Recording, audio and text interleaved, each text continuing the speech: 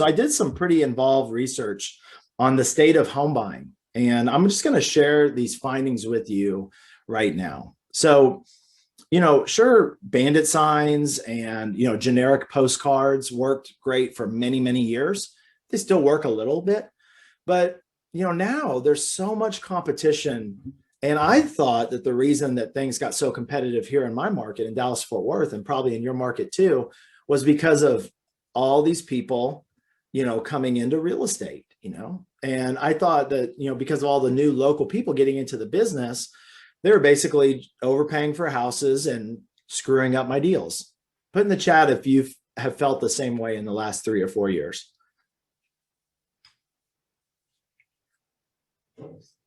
Might check the chat here. Yeah. Turns out, I was wrong, which happens all the time. Okay, full disclosure. So it turns out that it's not the local investor. It's that's causing this huge disruption that's going on. It's not just low interest rates and people needing to buy houses, and that's why the prices are so sky high. So like, who is making it so hard to buy houses and do more real estate deals? Well, there's one group, and it's Wall Street. See, Wall Street has technology. They've got a lot of money to invest. They've got a lot of data. And not only can they make less money on each home than you can, but they don't actually even have to make a profit to stay in business. And they can literally just keep borrowing money. Isn't that crazy? So let me kind of dive into some details here.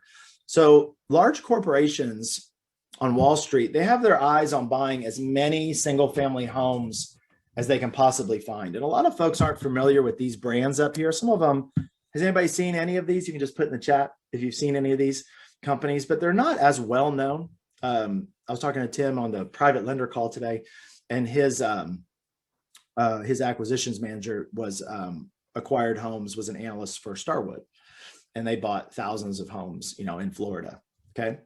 But now, so when I went a little bit deeper, what I noticed was, and this is out of a KBW research, is we're not talking like about a few companies. There's actually a much bigger list, and these companies don't have modest goals.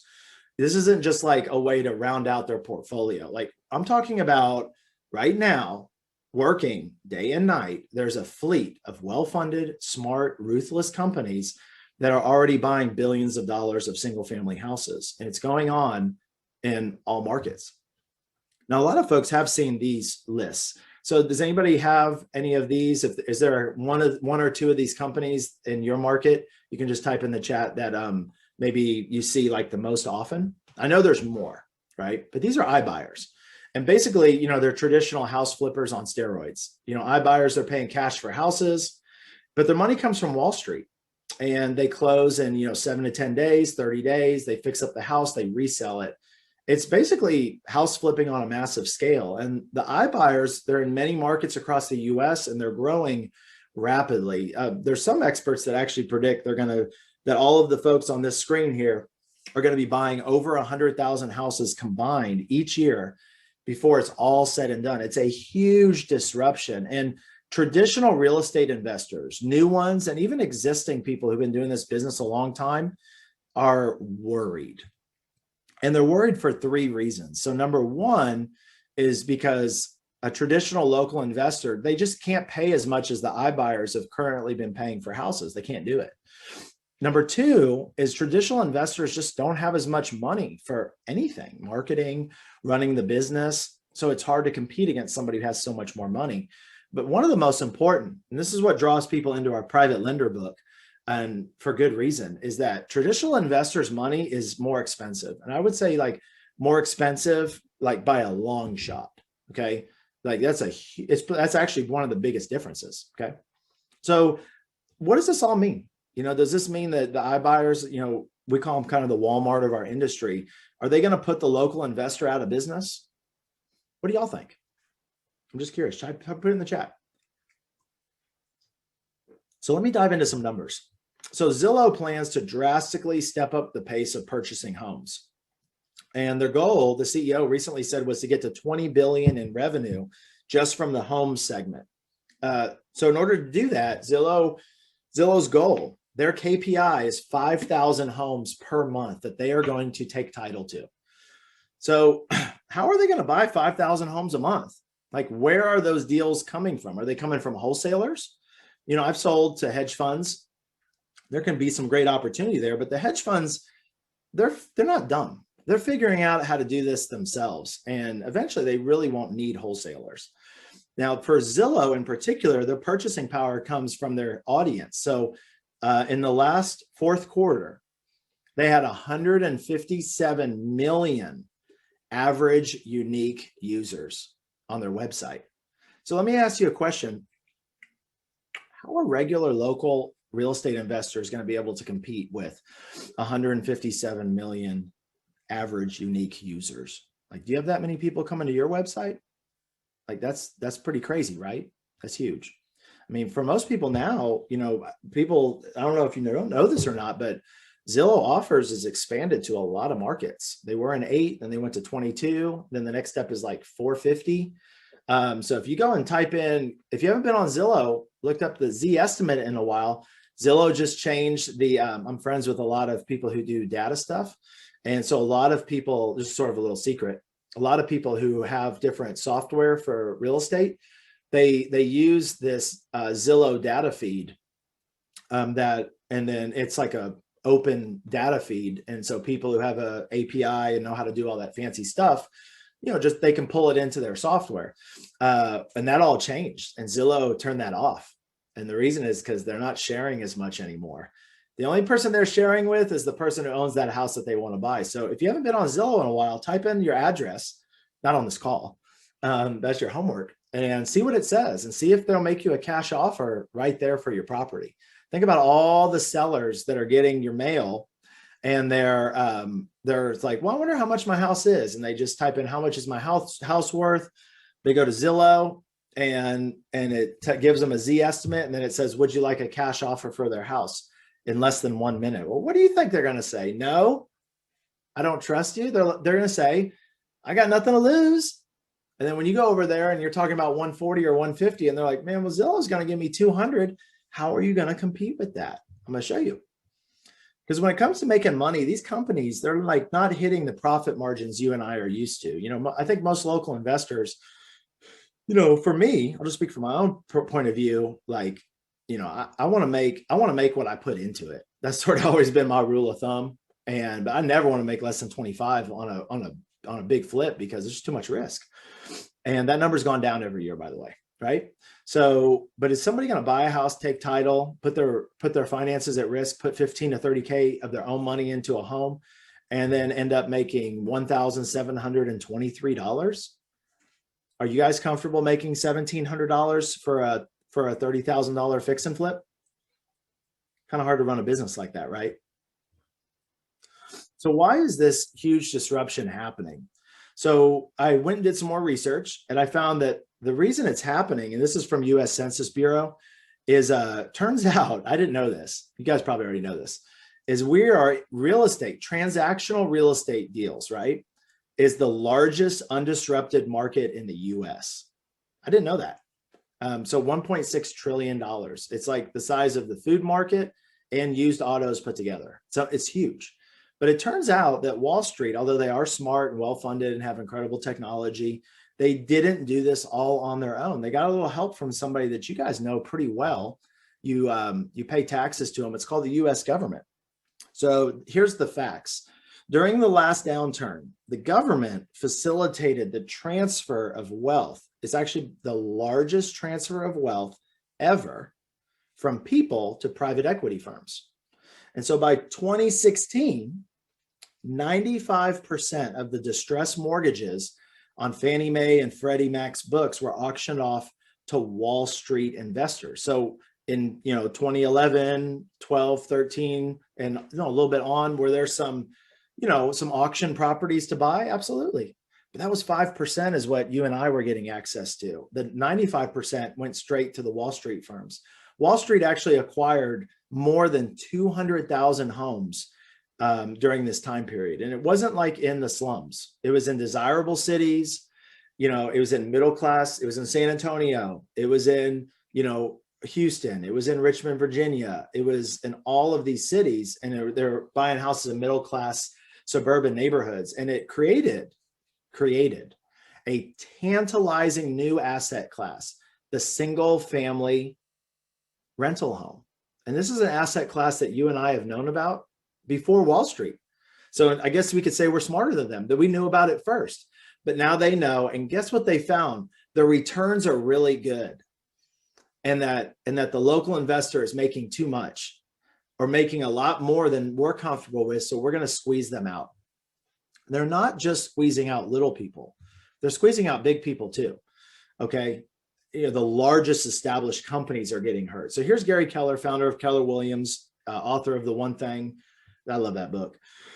And he was asked at the IMEN conference in 2017, is the iBuyer model the new model for brokerages and other real estate investing?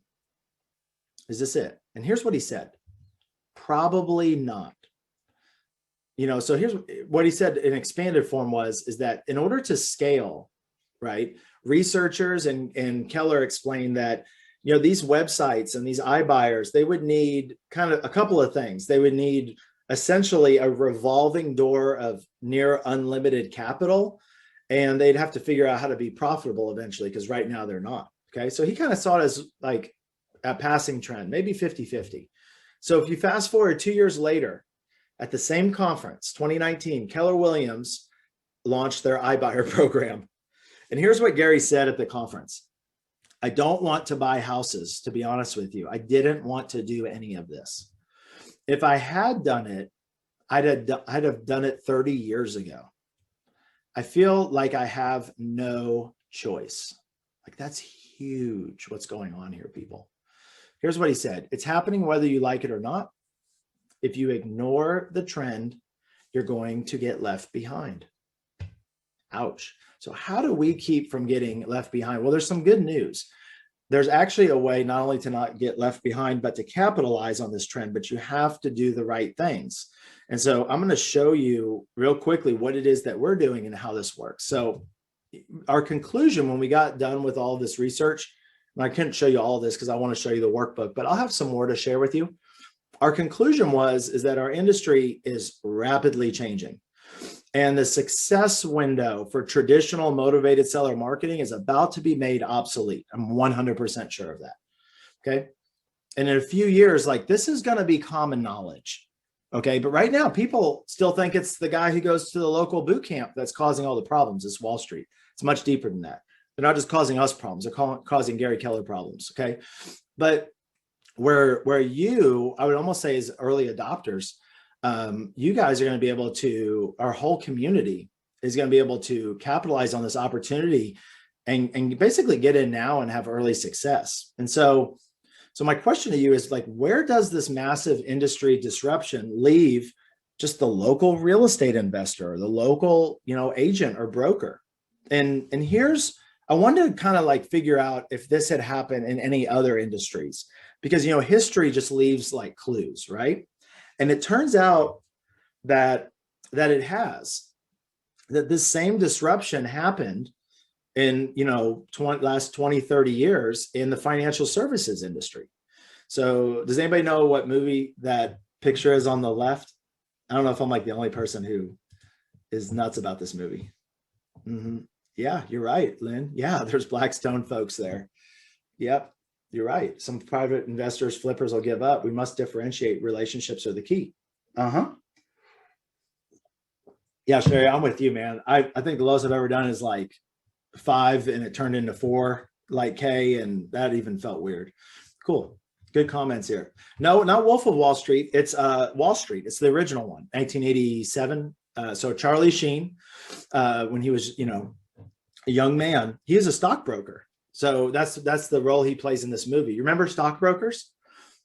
So when I went to college, 20 years ago, that's what I wanted to be. I had the Wall Street movie poster in my room, or in my apartment, and that's all I wanted to be. I wanted to be like Charlie Sheen from the movie Wall Street. I wanted to move to New York and be a stockbroker because it just looked really exciting. And so, are there still transactional deals in financial services right now? Sure, there's still transactional deals. But do you think that most of the buy and sell transactions processed today are done by people like Bud Fox over there on the left?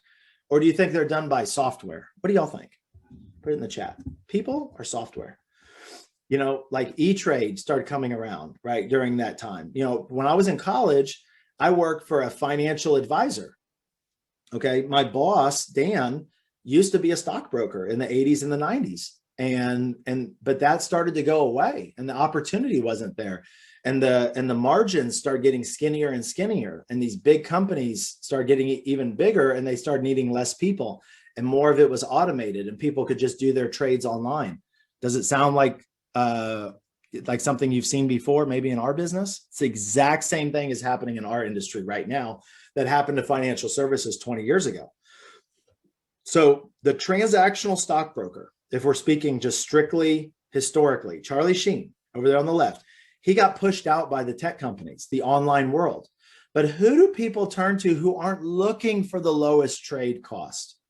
They aren't looking to figure it out alone. Well, that's the person on the right. That's the financial advisor. The financial advisor, you know, they're the trusted guide and they're proving their value by offering more than just price.